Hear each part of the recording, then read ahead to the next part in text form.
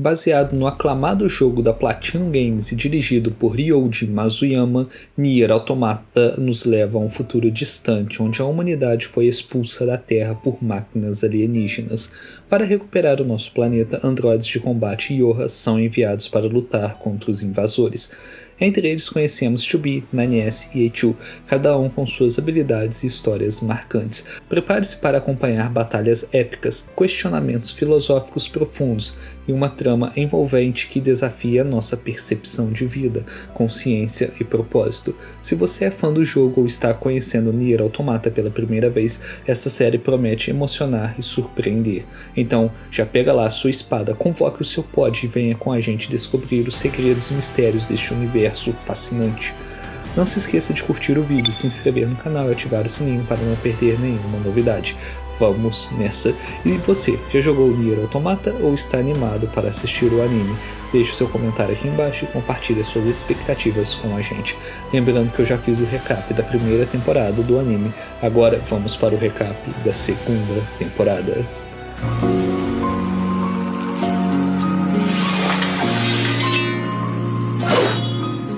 No ano de 5012, alienígenas vindos do espaço invadiram o planeta Terra e exterminaram a raça humana. Os poucos sobreviventes fugiram para habitar a Lua. No ano de 5205, o contra-ataque foi iniciado usando androides para recuperar a Terra das vidas mecânicas. Uma curiosidade é que esse é o 13º episódio do anime, e a reunião dos androides com o Conselho da Humanidade acontece na 13ª base do satélite orbital.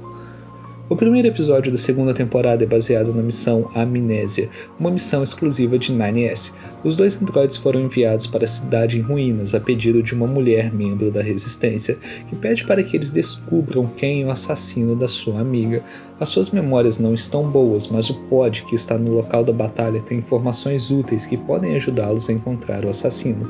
2B e 9S não iriam ajudar, já que isso não faz parte da missão deles, mas ao ficarem curiosos sobre a relação de um membro da Resistência com a Yoha, eles resolvem ajudar, já que os pods são recursos dos androides da Yoha, e os membros da Resistência não deveriam ter nenhum pod. 9S atacam algumas vidas mecânicas que estão passando por ali.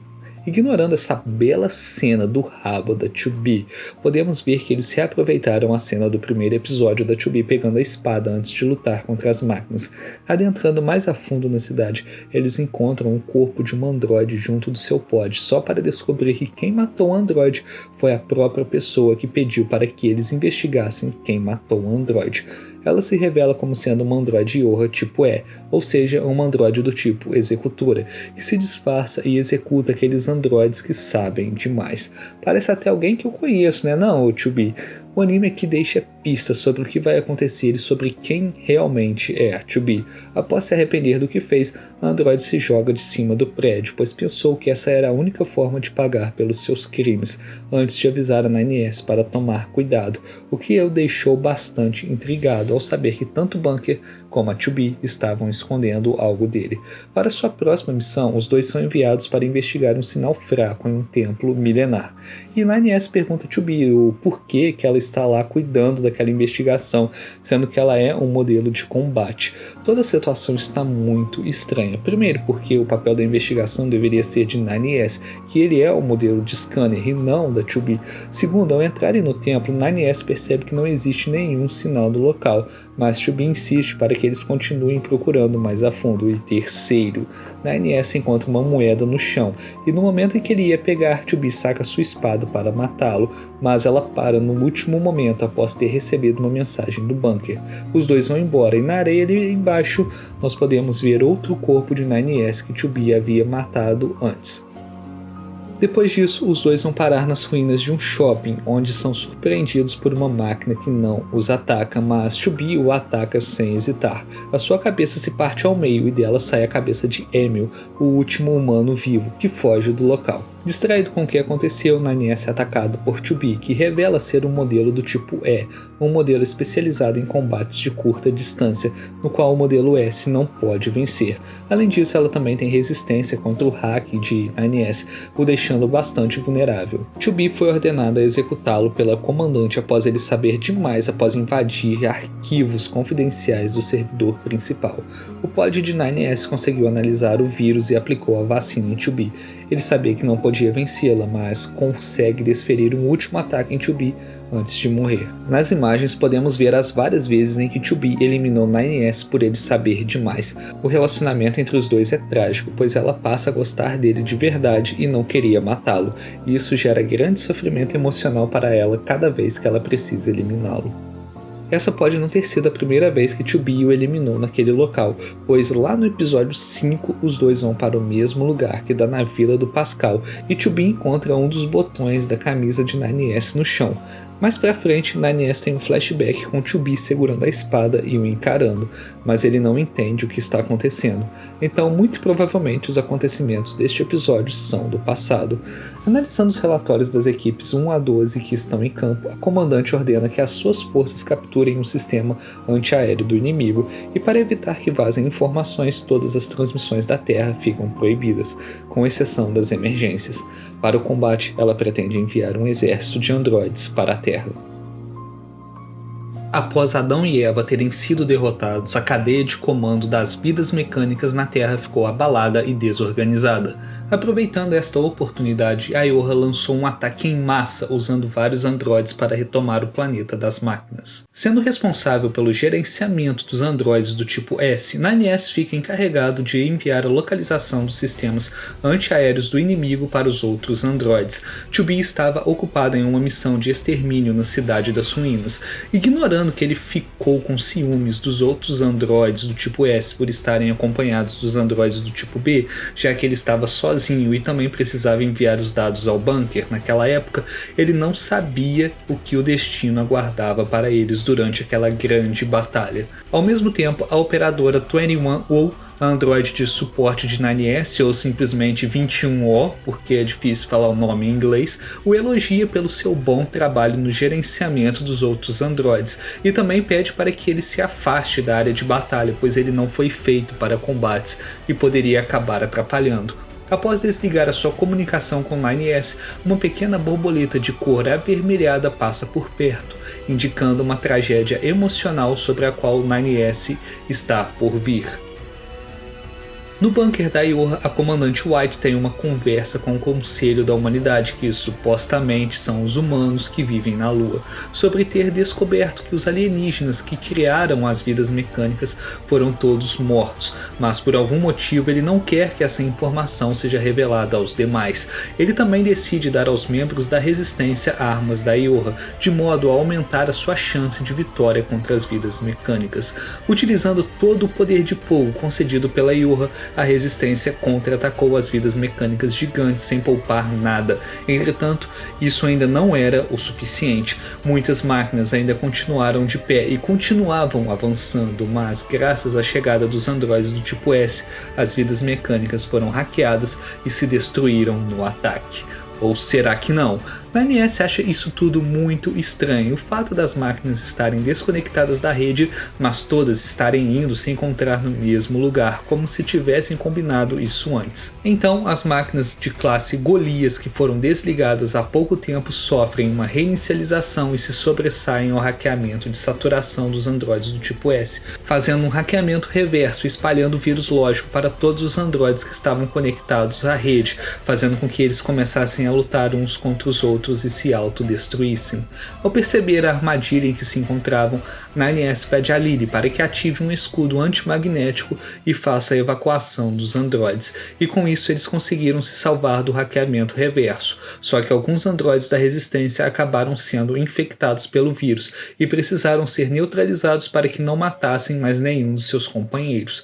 9S tenta se comunicar com o bunker para informar que a operação foi um fracasso, mas ele não consegue devido à interferência das vidas mecânicas. Perto deles, uma unidade de voo que não responde aos sinais cai e 9S vai verificar o que aconteceu.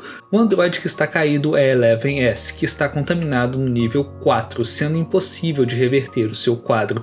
9S acha isso tudo muito estranho, pois ele também foi atingido pelo hackeamento em área e conseguiu reverter a situação. Nisso, o seu pod revela que o vírus de Eleven-S entrou por uma abertura irrestrita, o que deixaria qualquer um invadir.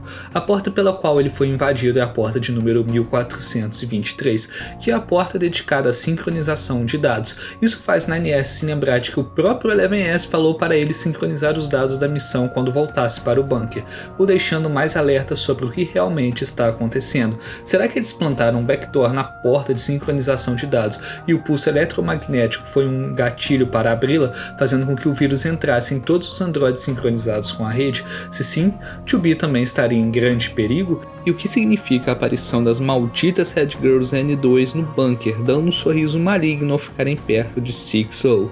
Tudo isso está ficando cada vez mais interessante. A humanidade que criou os androides foi extinta muito antes da invasão das máquinas alienígenas por causa de uma pandemia bacteriana incurável, a WCS. Os androides que restaram lutaram contra as vidas mecânicas para defender a Terra, sem saber que os humanos já não existiam mais.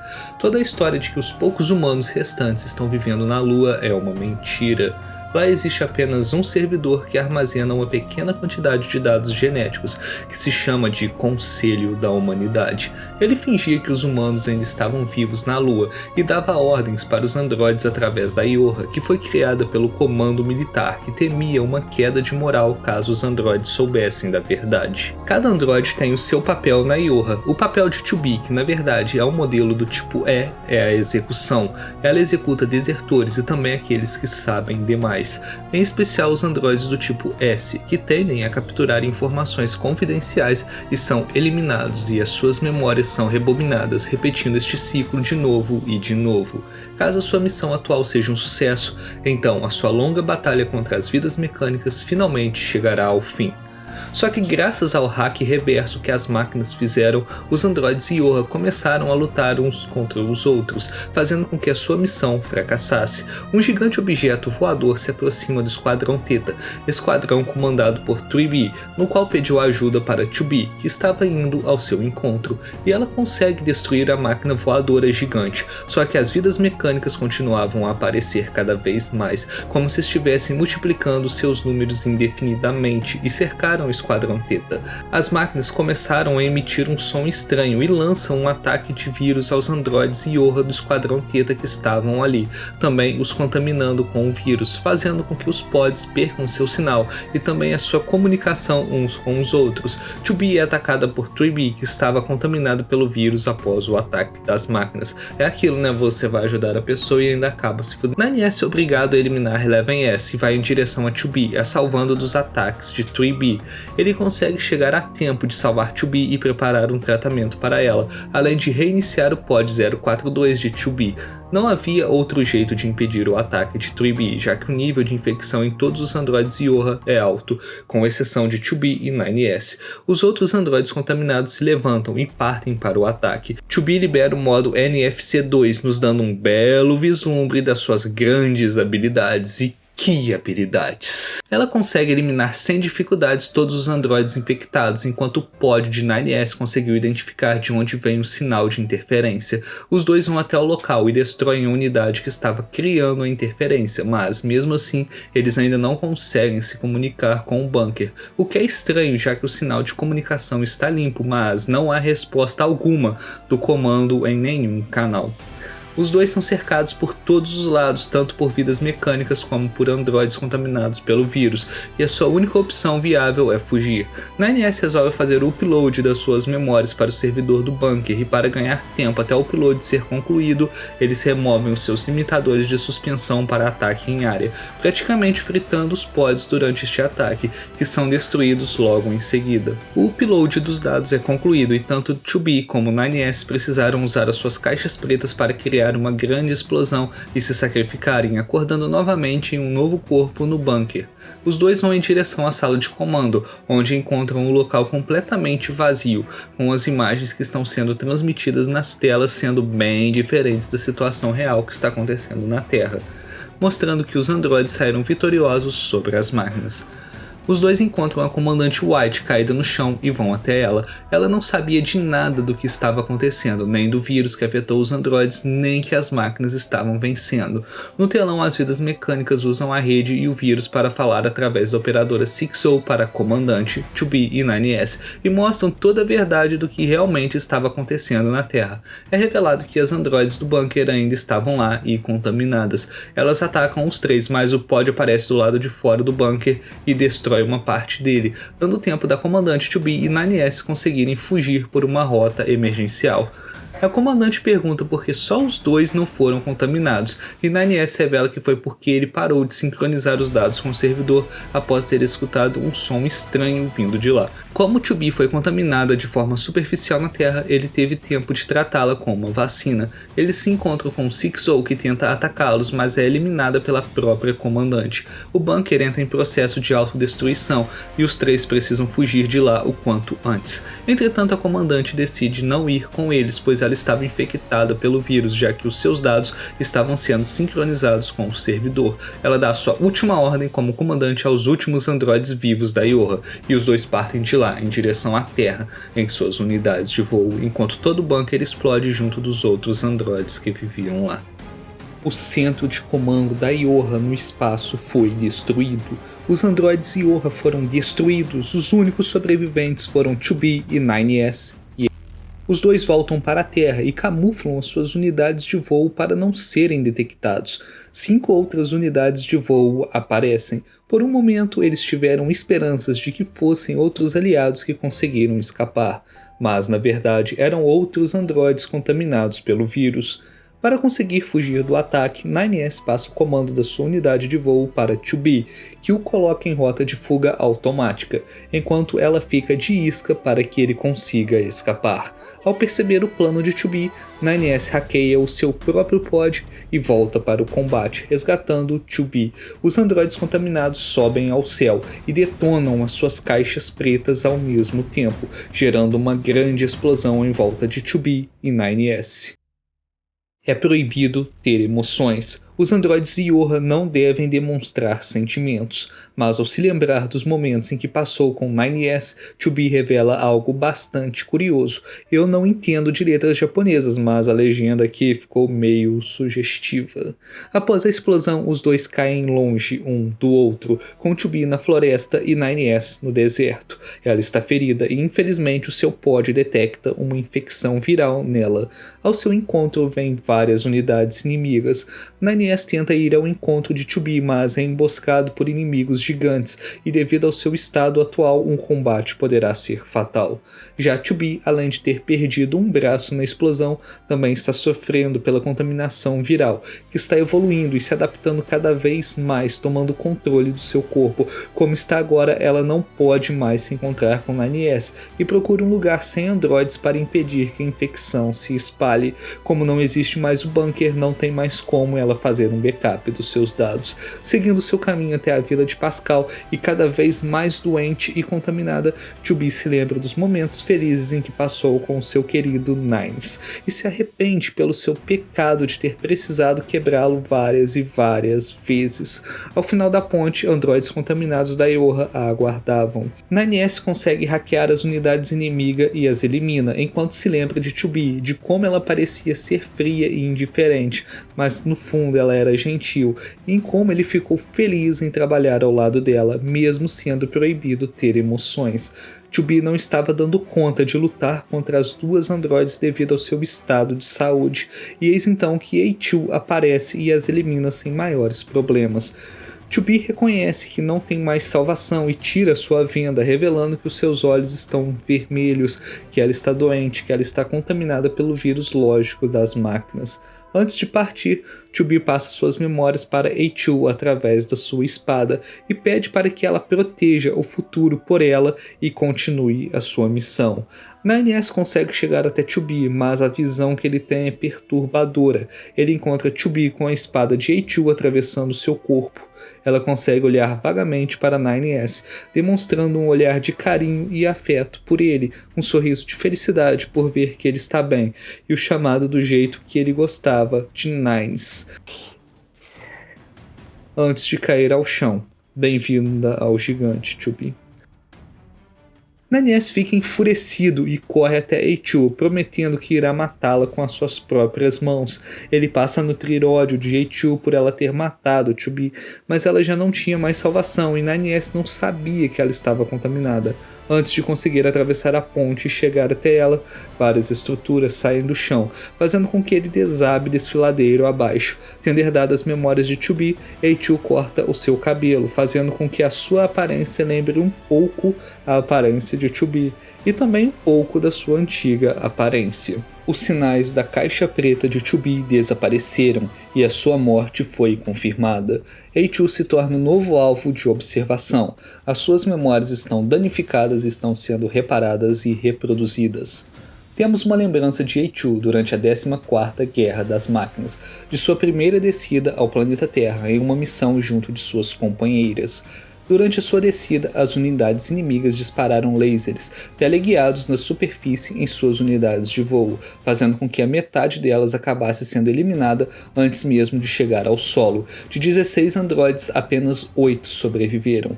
Como a número 1 era a líder da operação e ironicamente ela foi a primeira a ir de arrasta, o comando do esquadrão passou para a número 2. Inicialmente ela reluta, mas aceita ser a nova capitã. Ela resolve continuar a operação com as outras 7 androides restantes e leva as outras 4 que estão quase mortas junto com elas em direção ao Monte Kaala.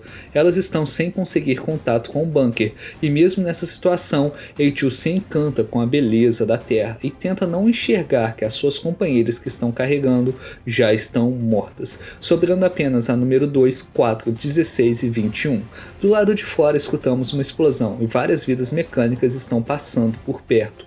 Ao serem atacadas, as 4 sobreviventes conseguem escapar de dentro da caverna e são encontradas pelas androides da Resistência que já lutavam contra as vidas mecânicas daquele lugar há 10 anos. Por ainda ser inocente quanto ao que está acontecendo, Eichu confia naquelas que acabou de conhecer e pede pela sua ajuda, para que juntas elas vão até o Monte Kaala desligar o servidor das máquinas. E onde está o seu apoio vindo da Lua? Perguntou Rose, apenas para confirmar que ambos os grupos foram abandonados pelo comando da humanidade.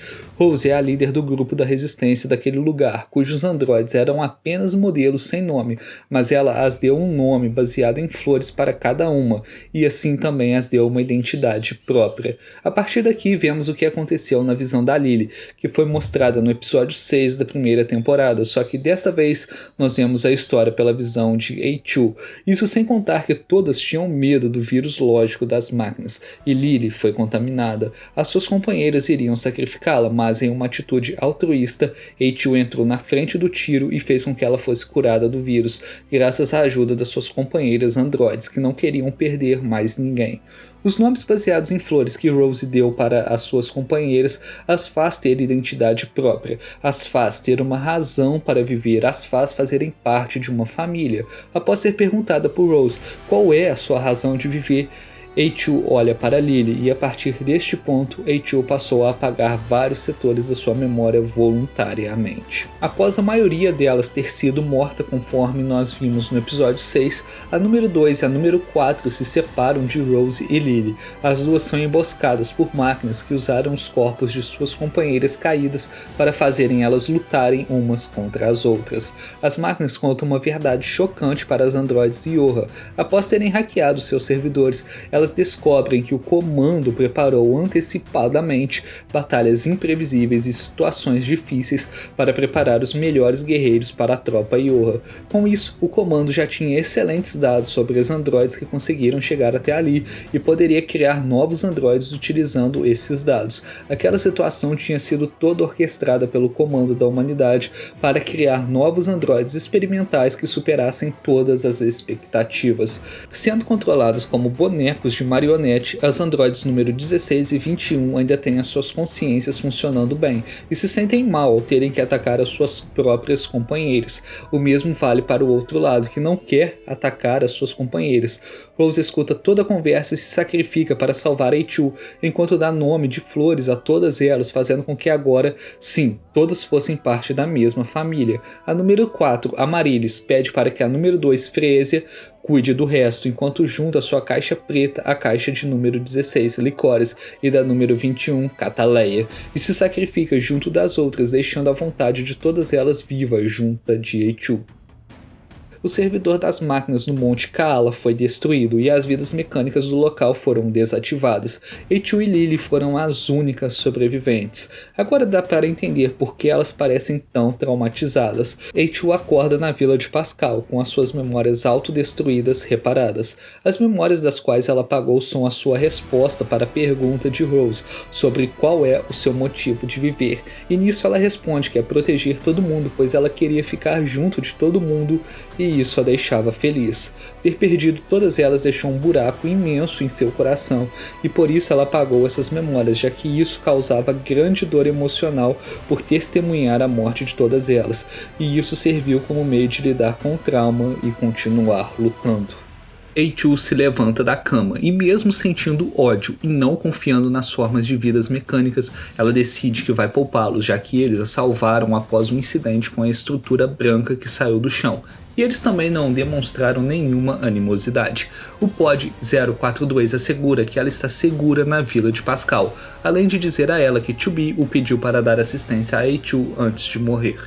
Ela tenta ir embora da vila, mas devido a uma falha no seu filtro de óleo, Eichu cai no chão, incapaz de se mover. As máquinas da vila junto de Pascal trocam o filtro de óleo de Eichu para que ela fique boa e possa voltar a se mover.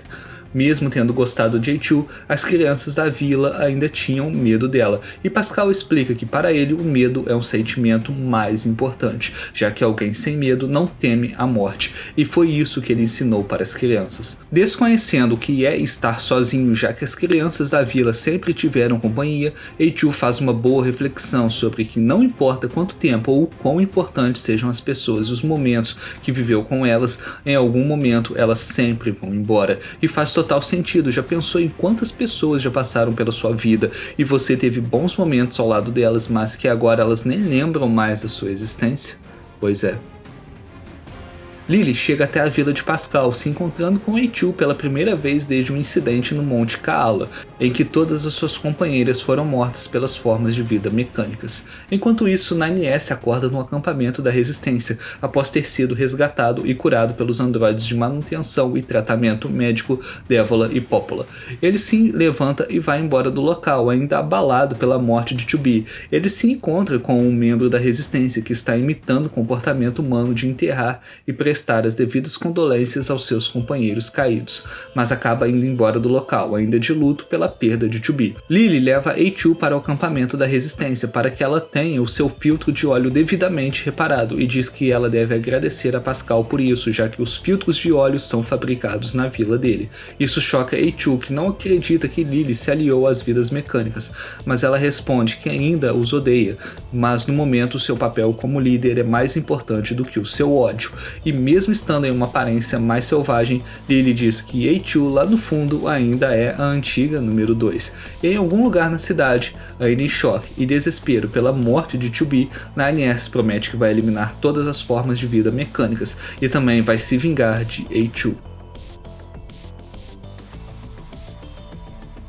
9S vai até a nova torre das máquinas que surgiu no local onde ele viu Eichu matar Chubi, mas ele não consegue entrar. Ele é surpreendido pela operadora 21O, que desceu à Terra como um modelo de batalha 21B. Ela está controlando as outras androides do local e mesmo estando infectada pelo vírus, ela é incapaz de atacar 9S. Pelo contrário, para evitar feri-lo, ela enfia sua própria espada nela mesma, se matando e desativando as outras androides do local, já que elas estavam conectadas à operadora.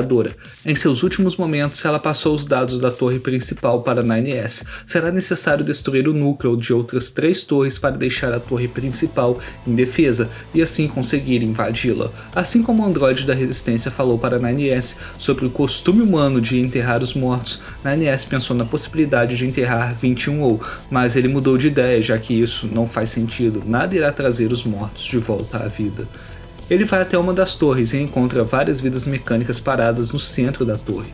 E mesmo que elas não demonstrassem nenhuma hostilidade e estivessem implorando por suas vidas, 9S não poupou nenhum deles e eliminou até a última máquina da torre. Com isso, ele conseguiu a senha daquela torre e só faltavam outras duas agora. Enquanto isso, A2 é enviada para a vila de Pascal por Lily para cuidar das crianças e levá-las ao banheiro. A2 está cada vez mais se aproximando das vidas mecânicas e 9S está cada vez mais cego pela vingança e pelo ódio. O seu pod detecta várias vidas mecânicas hostis se aproximando da vila através da rede de pods, que estão espalhados na área ali perto. Pascal se junta a A2 e com as outras vidas mecânicas da vila para defender a sua casa dos inimigos. E bem, esse ataque ao vilarejo de Pascal é bem tenso e insano. Vamos lá, minha rabuda A2. Nossa, a bunda dela me distrai muito toda vez que eu vejo. As vidas mecânicas inimigas têm os seus olhos brilhando na coloração vermelha, enquanto as máquinas amigas têm os seus olhos amarelos. Os habitantes do vilarejo junto de A2 lutam com tudo para defender a sua casa dos inimigos. A batalha estava em um impasse, mas tudo mudou quando Pascal, com seus olhos esverdeados, apareceu com as suas novas armas e eliminou as vidas mecânicas que estavam atacando, fazendo parecer com que eles tivessem conseguido defender o vilarejo. Só que tudo muda quando um ataque aéreo com formas de vida mecânicas kamikazes caem do céu, explodindo todo o vilarejo e fazendo tudo arder em chamas, para o desespero de Pascal e a frustração de os habitantes que sobreviveram ao ataque foram mortos pelas máquinas que estavam em terra. A2 consegue fazer com que Pascal volte a si e levasse as crianças sobreviventes para o acampamento da resistência, enquanto ela ficou para lutar contra as máquinas inimigas. Ela consegue eliminar as máquinas terrestres enquanto todo o vilarejo continua queimando, mas é avisada pelo pod que uma máquina da classe Golias se aproxima rapidamente e chegará ao vilarejo em cerca de 1 hora. Para evitar que o Golias chegue até a vila, A2 corre até ele, o encontrando perto da praia. Como seu corpo já estava bastante desgastado graças ao combate anterior, será difícil para ela lutar com o Golias na sua condição atual, então ela usa o modo Berserker, uma habilidade que permite que ela fique mais veloz e cause muito mais dano ao inimigo em troca da sua própria vida para eliminar o Golias, e fica parecendo que ela está usando o Kaioken. Logo, ela precisa acabar logo com essa batalha.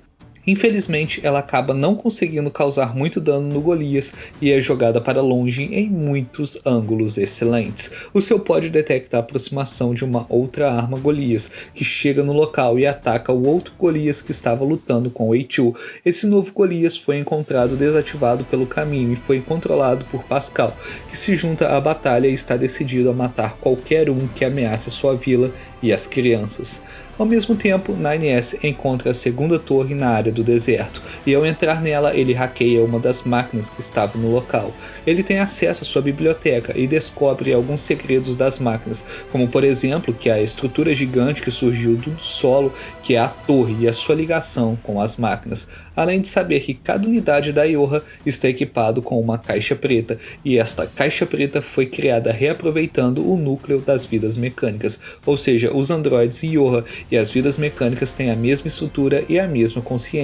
Os androides Yorha são iguais às vidas mecânicas. 9S se recusa a acreditar no que acabou de descobrir, querendo acreditar que tudo isso foi inventado pelas máquinas. Quando ele ia destruir o núcleo daquela torre e ir para a próxima, ele sofre um hackeamento reverso, e dentro desse hackeamento reverso, ele encontra suas memórias preciosas de 2B, das quais ele precisou destruir para ter acesso à senha da segunda torre.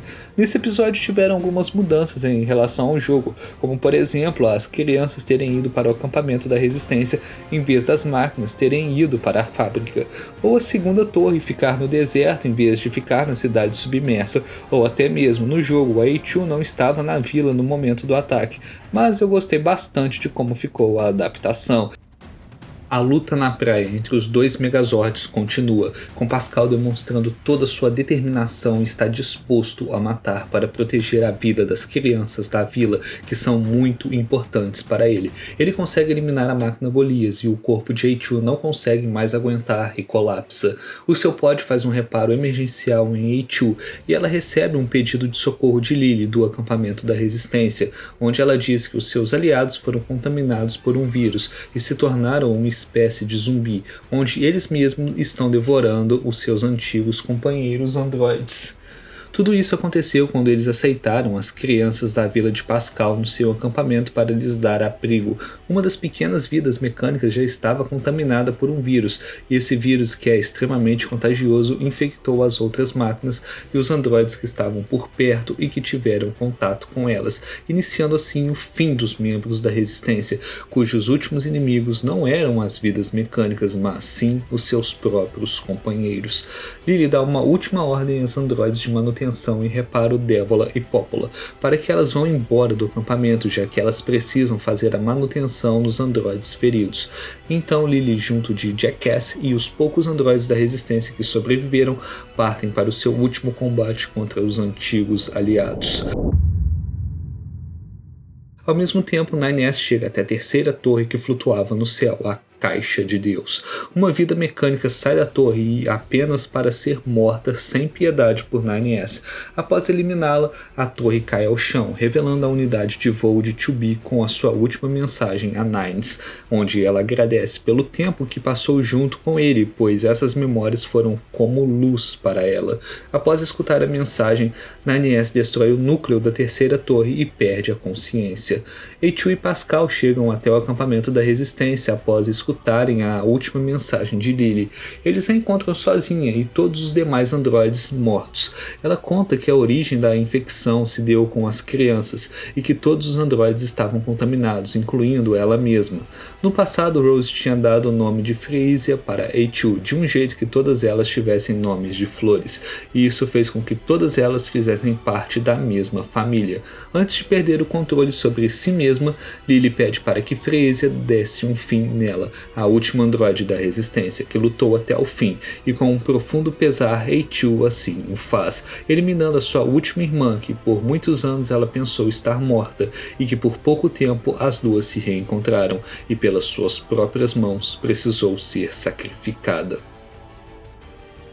Pascal vai até o local onde as crianças estavam e o que ele encontra é perturbador.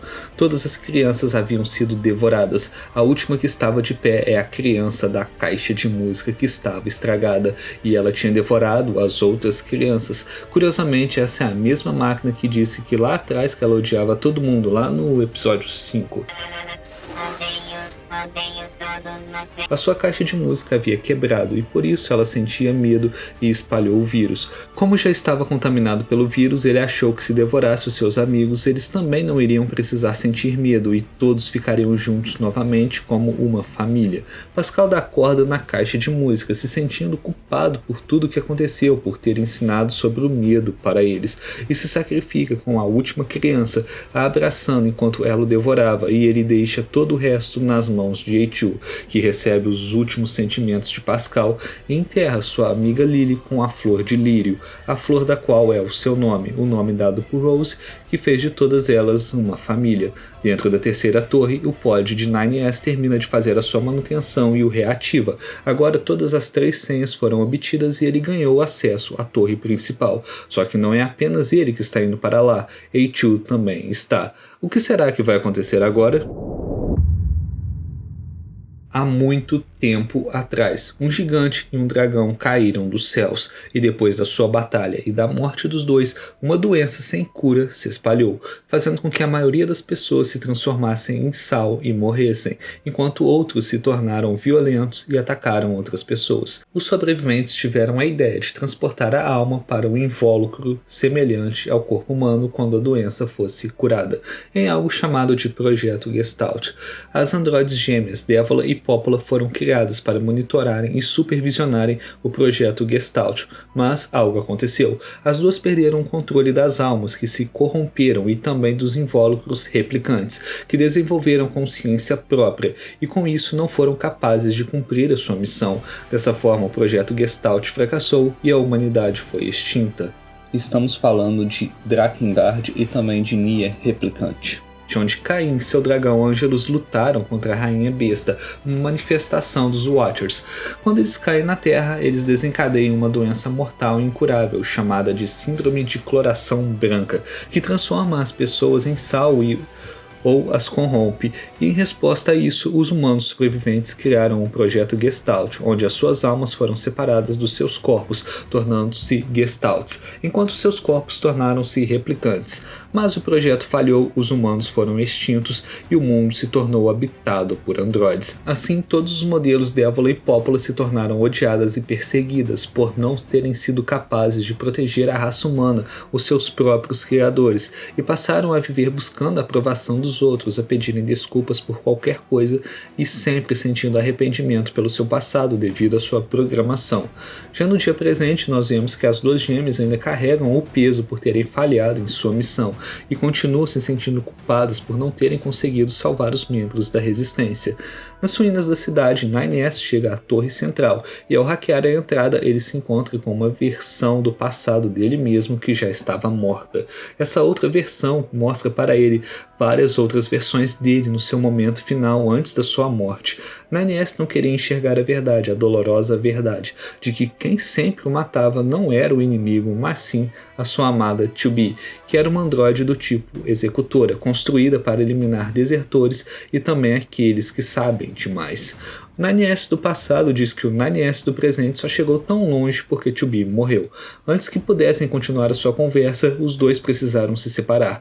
A sua versão do passado tem um corpo atravessado por uma espada, enquanto o 9S do presente é jogado para fora da torre. A porta da torre abre e várias vidas mecânicas inimigas aparecem, só que 9S estava muito fraco para lutar, e é então que as gêmeas aparecem para mostrar que também sabem lutar. Elas derrotam as máquinas inimigas e fazem um tratamento de 9S, que estava bastante ferido. Após contarem a ele o que aconteceu com a resistência, que todos foram mortos e só sobrou as duas, mais uma horda aparece e uma armadilha é ativada na porta da torre, que só permite que 9S a atravesse, já que é ele quem tem as senhas. Dévola e Popola ficam para lutar contra as máquinas e jogam 9S para dentro da torre.